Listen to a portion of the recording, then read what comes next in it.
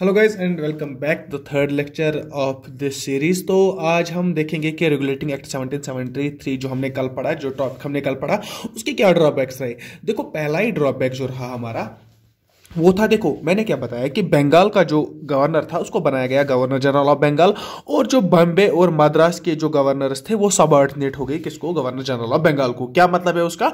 कि जो मद्रास और बॉम्बे के गवर्नर्स थे इनको रिपोर्ट करना पड़ता था गवर्नर जनरल ऑफ बंगाल को, ठीक है ना, ताकि वो ज्यादा पावर में लाया गया था। तो अब क्या हुआ, अब यहां पे क्या ड्रॉबैक आ गया, यहां पे मसला इस तरह आ गया कि जो पहले गवर्नर्स होते थे बॉम्बे के, बंगाल के और मद्रास के, जब गवर्नर्स थे तो इंडिपेंडेंटली काम करते थे। लेकिन अब जब ये दो डिपेंडेंट हो गई, किस एक पे? इस एक पे डिपेंडेंट हो गई। बॉम्बे वाला गवर्नर और मद्रास वाला गवर्नर किस पे डिपेंडेंट हो गया? अपना बंगाल वाला गवर्नर पे, जो कि बन गया गवर्नर जनरल ऑफ बंगाल। अब इनके पास कोई क्लियर गाइडलाइंस नहीं थी, जो कि बॉम्बे एंड मद्रास वाले गवर्नर है, इनके पास कोई क्लियर गाइडलाइंस नहीं थी कि हम किन मामलों पे हमें गवर्नर जनरल की मतलब उसके अंडर काम करना पड़ेगा, कब हम इंडिपेंडेंटली काम कर सकते और कब हम इंडिपेंडेंटली काम कर सकते थे।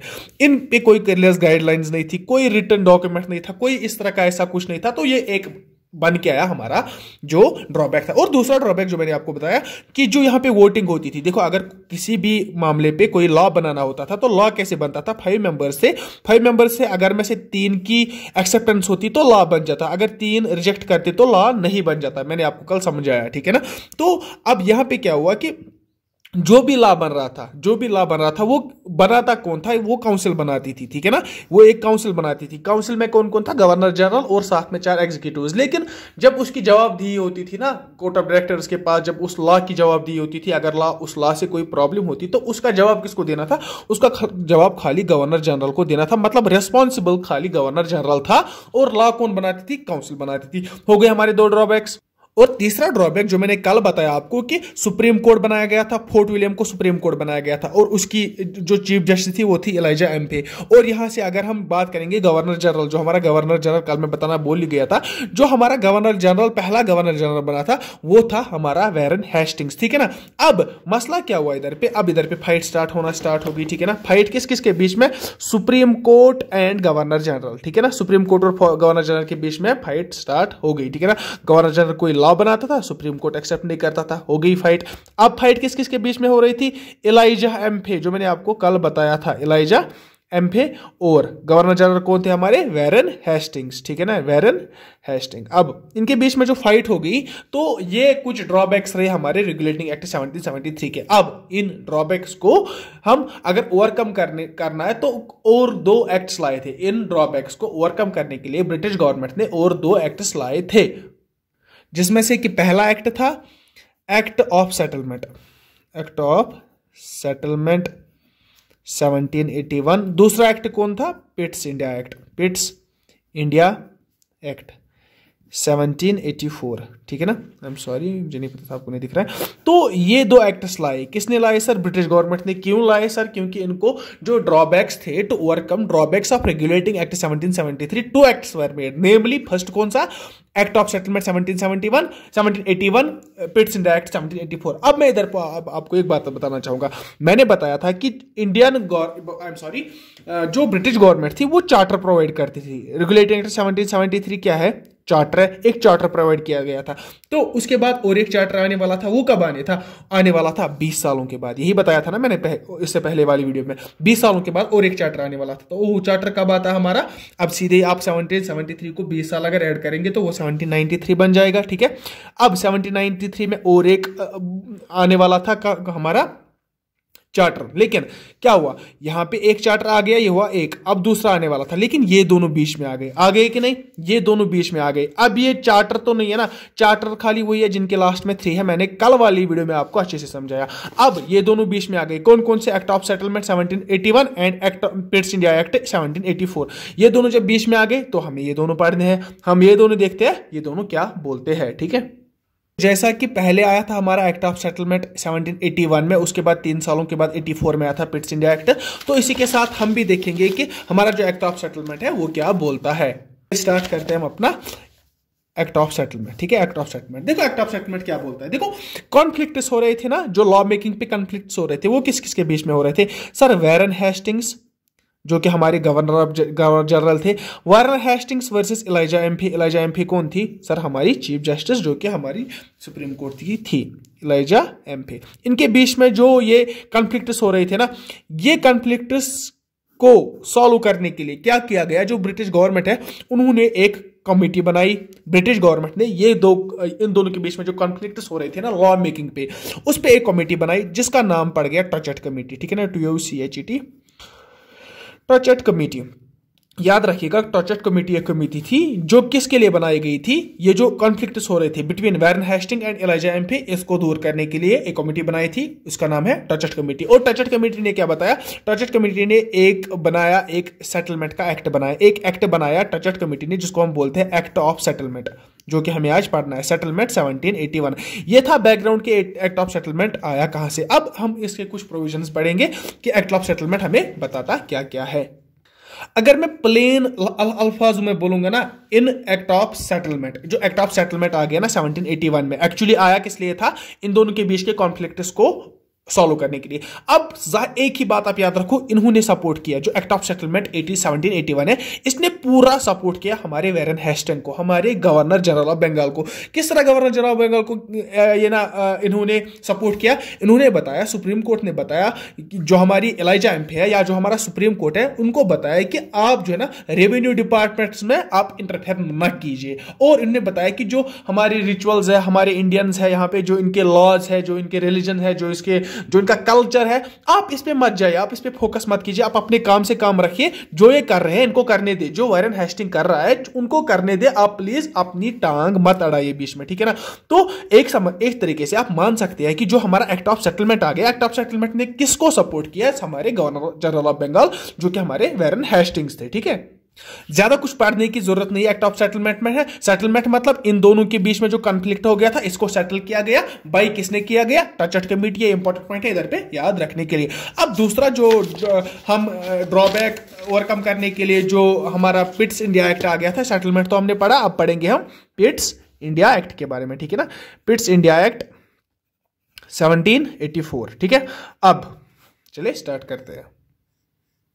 मैं स्टार्ट करूंगा मेन पॉइंट से। ठीक है ना, मेन पॉइंट्स क्या क्या चेंज होगी हमारी पिट्स इंडिया एक्ट में, क्या क्या कौन कौन सी चेंज होगी। देखो, अगर मैं बात करूंगा ना, जो ईस्ट इंडिया कंपनी थी, क्या थी? ईस्ट इंडिया कंपनी जो हमारी थी, उसको कौन कंट्रोल कर रहा था? ईस्ट इंडिया कंपनी को कंट्रोल कर रहा था सर कोर्ट ऑफ डायरेक्टर्स, जैसा कि मैं बताता आ रहा हूं, court of directors. Court of directors कितने हैं सर? कोर्ट ऑफ डायरेक्टर्स 24 है। ये कंट्रोल कर रहे थे ईस्ट इंडिया कंपनी को। या अगर दूसरे लफ्जों में मैं बताऊं कि ईस्ट इंडिया कंपनी को क्या करना पड़ता था? रिपोर्ट करना पड़ता था कोर्ट ऑफ डायरेक्टर्स को, और कोर्ट ऑफ डायरेक्टर्स आके जाके फिर पार्लियामेंट या ब्रिटिश गवर्नमेंट को रिपोर्ट करते थे, और इस तरह से सिस्टम चलता था। अब क्या हुआ? अब इसमें जो पिट्स इंडिया एक्ट है वो इस लिहाज से बहुत ही ज्यादा इंपॉर्टेंस रखता है कि क्या हुआ। अब जो ईस्ट इंडिया कंपनी है, क्या चेंज हुई? ईस्ट इंडिया कंपनी को कौन कौन सा काम था? 2 काम थे इसके। कौन कौन से काम थे? एक तो कमर्शियल काम था। कमर्शियल काम कौन सा हुआ? जो ये ट्रेड कर रहे थे, जो इनके अपने पोजीशन से वहां पे जो ट्रेड कर रहे थे, through out the India trade कर रहे थे, उससे जो इनको रेवेन्यू वगैरह मिलता था, वो अलग एक काम था इनका, या इनको मैं बोलूंगा कमर्शियल अफेयर्स। ठीक है ना, इसको मैं नाम दूंगा कमर्शियल अफेयर्स थे ईस्ट इंडिया कंपनी थे। और दूसरा काम क्या था ईस्ट इंडिया कंपनी का?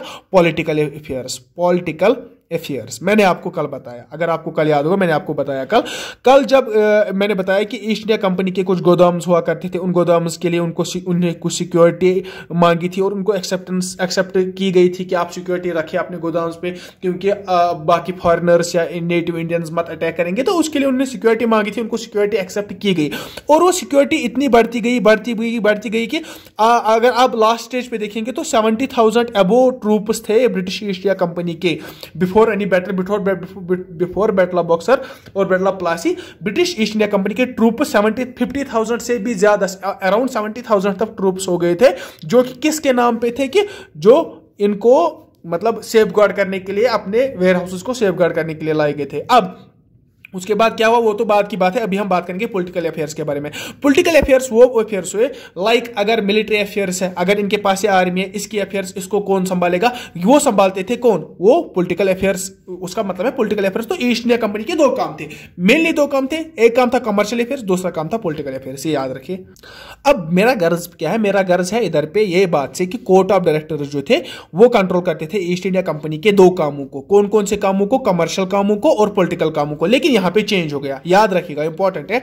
पिट्स इंडिया एक्ट में चेंज क्या हो गया, जो कमर्शियल अफेयर्स है, कमर्शियल अफेयर्स को के लिए कोर्ट ऑफ डायरेक्टर्स रखे गए, सीओडी में बोलूंगा, कोर्ट ऑफ डायरेक्टर्स रखे गए, इधर पे 24 इन नंबर है वो। और जो पॉलिटिकल अफेयर्स है उनके लिए एक नई बॉडी बनाई गई, उनके लिए एक नई बॉडी बनाई गई जिसका नाम है बोर्ड ऑफ कंट्रोल। याद रखिएगा, board of control. Board of control कितने थे, 6 नंबर। अब ये क्या है, देखो दो काम थे ईस्ट इंडिया कंपनी के, एक तो कमर्शियल अफेयर्स थे और दूसरे थे पॉलिटिकल अफेयर्स। कमर्शियल अफेयर्स संभालने के लिए कोर्ट ऑफ डायरेक्टर्स को अपॉइंट किया गया जो कि 24 नंबर थे। कोर्ट ऑफ डायरेक्टर्स पहले ही से थे, कोर्ट ऑफ डायरेक्टर्स दोनों काम देखते थे। कौन कौन से काम, कमर्शियल अफेयर्स भी और पॉलिटिकल अफेयर्स भी। लेकिन पिट्स इंडिया एक्ट 1784 के बाद क्या हुआ कि जो हमारे फंक्शंस है ना, जो हमारे कमर्शियल अफेयर्स है और पॉलिटिकल अफेयर्स है, इन दोनों को सेपरेट किया गया। क्या किया, सेपरेट किया गया, ठीक है ना। अब कोर्ट ऑफ डायरेक्टर्स क्या देखेगा, कमर्शियल काम देखेगा, और जो बोर्ड ऑफ कंट्रोल है वो देखेगा पॉलिटिकल अफेयर्स। अब इसको एक ट्रिक है याद रखने की, देखो court of directors COD, court of directors, C से कोर्ट, सी से कमर्शियल, मतलब कोर्ट ऑफ डायरेक्टर्स जो 24 नंबर थे वो कमर्शियल अफेयर्स देख रहे थे, और बीओसी बोर्ड ऑफ कंट्रोल जो है वो board of control political affairs देख रहे थे। अब इससे क्या हुआ, इससे क्या हुआ, पिट्स इंडिया एक्ट ने इससे ये करने से ड्यूअल गवर्नमेंट या ज्वाइंट गवर्नमेंट एस्टेब्लिश की। इसको बोलते हैं ड्यूअल गवर्नमेंट और ज्वाइंट गवर्नमेंट एस्टेब्लिश करना। और अगर आप थोड़ा बहुत ज्यादा याद रखना चाहेंगे तो मैं बताऊंगा, ये जो 6 मेंबर्स थे ना, जो बोर्ड ऑफ कंट्रोल में 6 मेंबर्स आए थे, ये आए कहां से थे सर, इनमें से एक था सेक्रेटरी ऑफ स्टेट, 4 थे प्राइवेसी काउंसलर्स एंड एक था एक्सचेकर। ये याद रखने की जरूरत नहीं, फिर भी अगर आप याद रख सकते हैं तो प्लीज आप ये याद रखिए। ये तो हुआ पहला काम जो हमारे पिट्स इंडिया एक्ट में आया। अब दूसरा काम क्या था जो हमारे पिट्स इंडिया एक्ट में आ गया, वो ये था कि जो गवर्नर जनरल है ना, उसकी पावर यहां पे इंक्रीज हो गई। कैसे इंक्रीज हो गई मैं बताऊंगा। देखो क्या हुआ, देखो दूसरा पॉइंट जो हमारे पिट्स इंडिया एक्ट में हुआ वो इस तरह हुआ कि मैंने क्या बताया था, मैंने बताया था कि लॉ मेकिंग कैसे होती थी।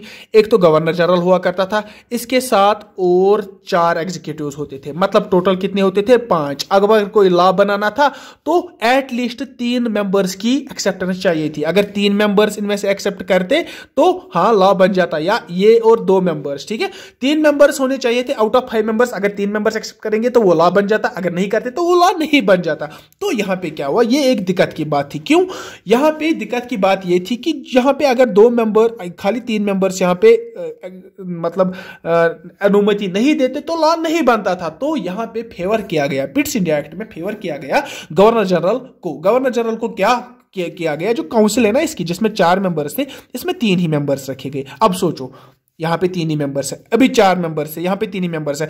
जरा सोचो अब इससे क्या हो गया, इससे टोटल मेंबर्स कितने बन गए हमारे, 4 बन गए। टोटल काउंसिल में कितने मेंबर्स आ गए, टोटल 4। एक तो ये 3 जो पहले से एग्जीक्यूटिव मेंबर्स थे और एक गवर्नर जनरल खुद, हो गए कितने मेंबर्स, 4। अब अगर खाली एक बंदा अनुमति देता है, अगर गवर्नर जनरल कोई लॉ बनाता है तो खाली अगर एक बंदा एक्सेप्टेंस देता है तो वो लॉ बन जाता है। कैसे कैसे बन जाएगा लॉ, 4 मेंबर्स है ना टोटल, एक अगर एक्सेप्ट करेगा तो गवर्नर जनरल भी एक्सेप्ट करता है, तो स्कोर क्या हो जाएगा, 2:2, यही स्कोर हो जाएगा ना। मान के चलो मुझे एक लॉ बनाना है, मैं गवर्नर जनरल हूं, मुझे एक लॉ बनाना है, मुझे लॉ इस तरह बनाना है कि अब से मंडे भी स्कूल बंद रहेंगे, ठीक है ना, मंडे भी हम स्कूल बंद रखेंगे, ठीक है ना। ये एक लॉ बना है, मेरा एग्जाम्पल बोल रहा हूं मैं। अब इस लॉ पे मुझे वोटिंग चाहिए, वोटिंग किसकी चाहिए, इन 3 मेंबर्स की। और इन 3 मेंबर्स में अगर मुझे खाली एक बंदा वोट करता है ना, हाँ कि आप सर ठीक बता रहे हैं, तो वोटिंग में क्या हुआ कि एक तो मैं बता रहा हूं ठीक हुआ, दूसरा मेरा एक काउंसलर बता रहा है कि हाँ ठीक हुआ, और 2 बता रहे कि गलत हुआ। ये 2 बोल रहे ठीक हुआ, ये बता रहे कि गलत हुआ, तो वोटिंग टाई हो जाएगी। लेकिन यहां पे एक्सेप्टेंस मिलेगी किसको, यहां पे एक्सेप्ट किया जाएगा लॉ। क्यों, क्योंकि गवर्नर जनरल के पास ऑलरेडी वीटो पावर्स है। अब वीटो पावर्स क्या है ये मैं आपको आगे किसी लेक्चर में समझाऊंगा, क्योंकि ये ज्यादा लंबा लेक्चर हो जाएगा। वीटो पावर्स, गवर्नर जनरल के पास वीटो पावर्स है, और उस वीटो पावर्स की वजह से वो लॉ एक्सेप्ट होगा और वो लॉ एक्सेप्ट हो जाएगा एट द एंड। तो यही मतलब था मेरा कि जो हमारा लॉ मेकिंग बॉडी थी उसमें से जो पहले 5 मेंबर्स लॉ बनाते थे, अब जो पिट्स इंडिया एक्ट है इसमें 4 ही मेंबर्स लॉ बनाते हैं। अब 4 मेंबर्स कौन है, इसमें से 3 हमारे जो काउंसिल है गवर्नर की, और गवर्नर खुद मिलके बनाते हैं ये 4 मेंबर्स। तो आई होप आपको ये चीजें समझ आ गई होंगी। और एक बात है जो कि हमारा पिट्स इंडिया एक्ट में हो गया कि वो ये हुआ कि जो हमारे पोजीशंस थे ना, देखो अगर ये इंडिया है, अगर ये इंडिया है, यहाँ पे बहुत पोजीशंस थे, यहाँ पे ईस्ट इंडिया कंपनी की पोजीशंस थी ना, यहाँ पे इनके पोस्ट्स थे, ठीक है ना, कमर्शियल पोस्ट इधर पे थे। तो क्या हुआ कि जो इधर से रेवेन्यू जनरेट हो रहा था ना, टैक्स इधर से जो भी जनरेट हो रहा था ना, वो क्या, इसको क्या बोला जाता था, उसको बोला जाता था कि ये वो टैक्स है, वो रेवेन्यू है जो कि जनरेट होता है पोजीशन से, ठीक है, जो कि वही तो बोलेंगे ना। अब जो रेवेन्यू जनरेट होता है ब्रिटिश ईस्ट इंडिया की कंपनी के पोजीशन से, उसको हम क्या नाम देंगे, उसको हम बोलेंगे revenue generated from east India company position, ठीक है ना। अब इसको, इस नाम को चेंज किया गया, इस नाम को चेंज किया गया, बोला गया कि अब ये पोजेशंस के रेवेन्यू जनरेटेड फ्रॉम पोजेशंस नहीं रहेगा, इसका नाम रहेगा revenue generated from British possessions in India. पहले क्या था, कंपनी पोजेशंस, जो कंपनी ईस्ट इंडिया कंपनी के पोजेशंस थे। अब चेंज किसमें किया गया, अब ये लिखिए आप, चेंज किया गया जो पहले क्या था, पहले था revenue generated from east India company territorial possessions. अब इसको चेंज किसमें किया गया, चेंज किया गया revenue generated from British possessions in India. Revenue generated from British possessions in India. अब आपको इसका मतलब समझ आ रहा है, मैं इसको मतलब समझाऊंगा आपको। इसका मतलब क्या है, देखो revenue generated from east India company, पहले तो ईस्ट इंडिया कंपनी जनरेट कर रही थी रेवेन्यू, वो उनके पोजीशन से, लेकिन इसको नाम रखा गया ब्रिटिश जो पोजीशंस, ब्रिटिश पोजीशन से जो रेवेन्यू जनरेट हो रहा है। तो मतलब इसका मतलब आप समझ सकते हैं कि ब्रिटिश गवर्नमेंट क्या चाहती थी, वो धीरे धीरे खुद रोल प्ले करना चाहती थी। तो आपको ये चीज इससे समझ आनी चाहिए, ठीक है। तो आई होप कि आपको ये वीडियो अच्छा लगा होगा। अगर अच्छा लगा तो प्लीज आप लाइक कीजिएगा, शेयर कीजिएगा चैनल को, कमेंट कीजिएगा, सब्सक्राइब कीजिएगा हमारे चैनल को। Thanks for watching and good bye.